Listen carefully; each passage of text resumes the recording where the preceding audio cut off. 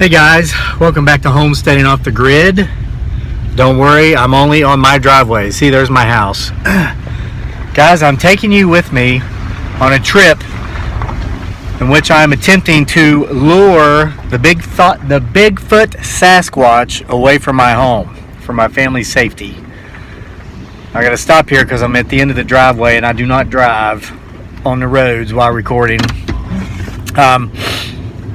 I'm going to show you what I'm taking with me in case you need to know how to lure a Bigfoot Sasquatch away from your home for your family's safety. And I'm going to stop recording, of course, while I'm driving. I'm only going a couple miles away, and I'll explain why once I get there. But once I'm there, I'm going to give you all the details. Okay, I'm taking a particular stick. To the best of my memory, this is, or at least one just like this, is one of the small red oak limbs I used to knock on the tree just before Halloween that got this whole mess started a couple months ago. And then I'm also taking a gift. I have 3 of these, but only 2 will fit in my hands. I've got 3 little tangerines.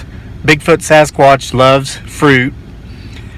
And then I'm also taking the current Michael Crichton novel, the current novel I'm reading, which is a Michael Crichton novel called A Case in Need. It's one of his earlier works I haven't read. It's one of like 2 I haven't read yet. This one and The Great Train Robbery. I've read all of his other books. And I'm not giving this to the Bigfoot Sasquatch. This is for me to read while I sit there and wait to see if I hear any reply knocks. So, don't drive and film yourself for YouTube videos. Don't drive and text. If you're driving, put your phone down, which is what I'm going to do right now. See you as soon as we get to where we're going. Alright guys, I'm close to my final destination. I am now out in the woods, hiking up a trail. I've got quite a ways to hike, but what I'm doing here is worth it. I mean, I'm trying to lure a potential Bigfoot Sasquatch away from my homestead for my family's safety. I don't feel as if I'm in any sort of imminent danger.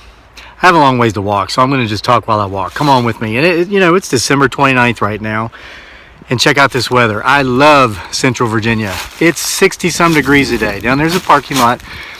Guys, I spent hours finding this location because most of as in almost all the land around me is privately owned. And even though there are certain annoying neighbors in the world who think they can go on the private property and take hay and anything else they want, I'm not one of those people. So I had to find somewhere very close to where I live that had public access. So here's why.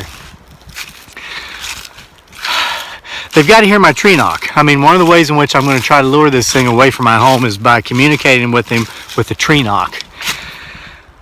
I'm using what I believe may be the very stick I used a couple of months ago to get this whole communication going. If not, it's daggone close because it was about this size and was off of the red oak limb that fell up there at our campground on our homestead, and I cut it up around the same time. So now what I also have to do is find a decent sized red oak tree to hit, because I don't know if it has to be exactly the same, but I'm trying to replicate everything I did that got this started. So anyway, that's a squirrel. That's not a Sasquatch Bigfoot, or a Bigfoot Sasquatch. I don't know which is his first name and which is his last. But, so I found public land with public access, but from the parking point, I've got a heck of a long way to walk because I got on Google Maps, Google satellite images and all this stuff. I've implemented all the navigational skills I ever learned in the Army to figure out the specific point out this trail where when I make this knock, the sound should travel directly to my homestead. Now, can I hear this knock? No, but I'm a human being. Bigfoot Sasquatch is not. Could I hear a gunshot from that distance? Oh yeah, I could hear a gunshot from that distance. So I'm thinking that Bigfoot Sasquatch could hear a knock from that distance. So what I'm going to do is I'm going to find the tree up here once I get to this point, and I'm going to make my knock. I'm going to leave my gifts, which are the 3 oranges.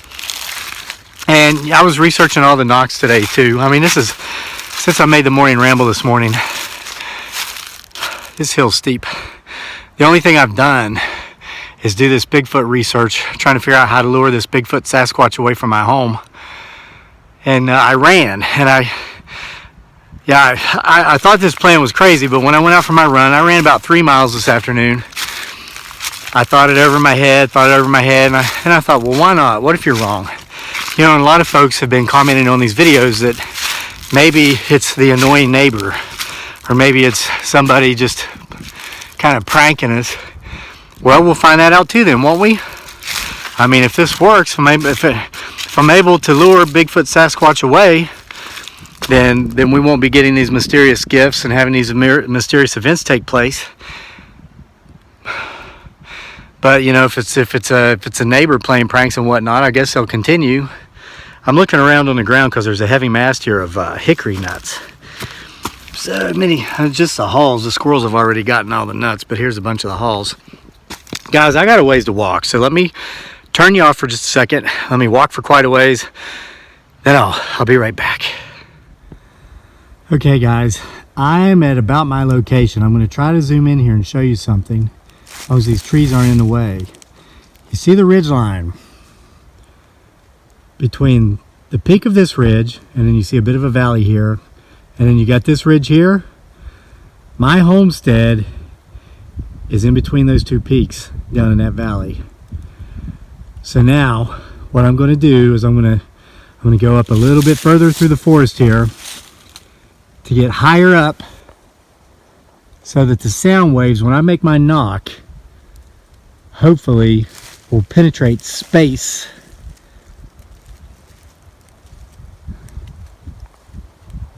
and make it over there to the valley in which my homestead lies. So let's see if we can make this happen.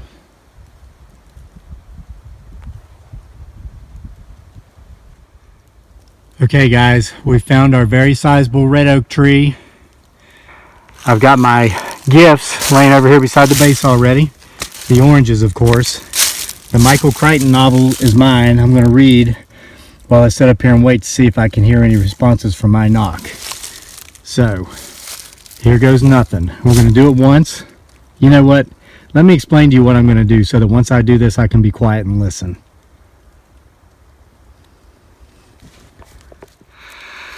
Okay guys, I'm going to tell you exactly why I'm trying to lure this Bigfoot Sasquatch away from my homestead.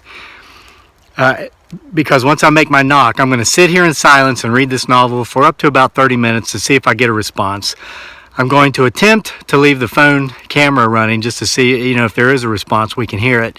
If not, I'll of course delete out all that dead time so you don't have to sit there and watch 20 or 30 minutes of dead air. But the main reason I'm doing this, I'm not afraid of Bigfoot Sasquatch.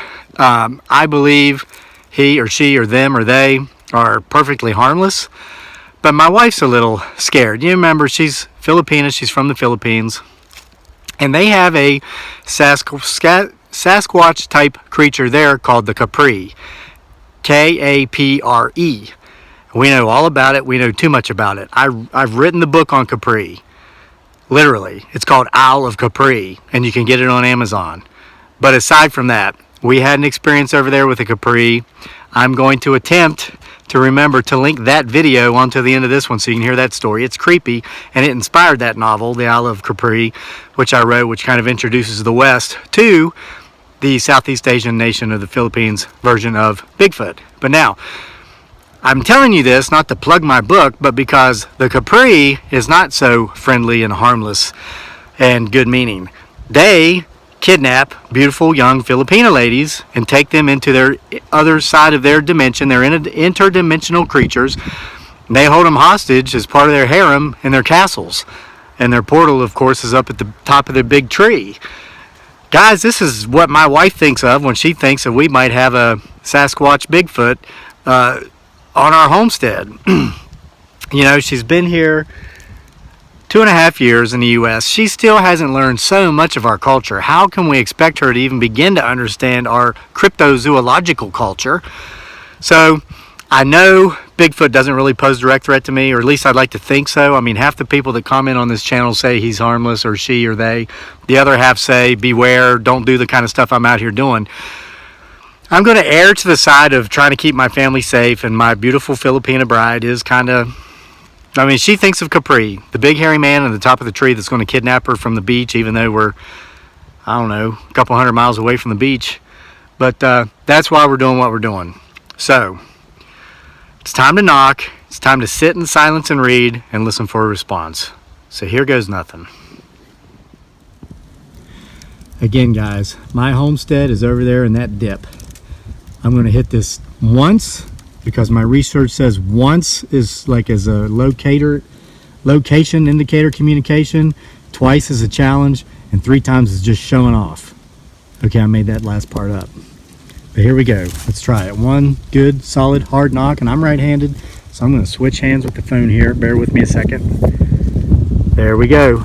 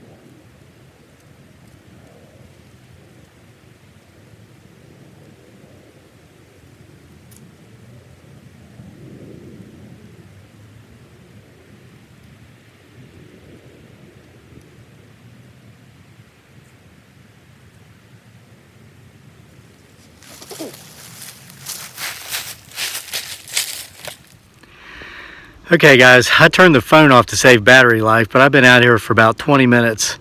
I'll admit I haven't been reading because it's just so beautiful out here. As you can see, I've just been looking at nature. Now while I'm looking around, looking at nature, or at least trying to make it look like I am, please focus behind me in the center of your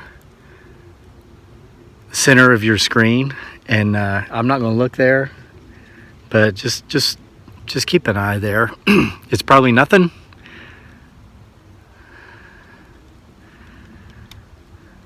So guys, again, and in closing, please keep watching back there, but I'm just going to wrap this up now and head home. You know, my hopes is that whoever is on our homestead will have heard that knock, maybe recognize it by the fact I used the same stick on a very similar sized red oak tree that I knocked on back in October. Maybe we'll come here to see what's going on, find the gifts, and realize that these were left here intentionally, and maybe it should stay over here. If you live out this way, we got a lot of viewers that are neighbors. We know this. I'm sorry to be bringing this over here to your neck of the woods. I'm just trying to get it out of mine. And what I may do is come back in a few days and see if the gift is still here, if it's been taken. And I moved it well off the trail. Okay, so if you're hiking up this trail, you're not going to find these tangerines.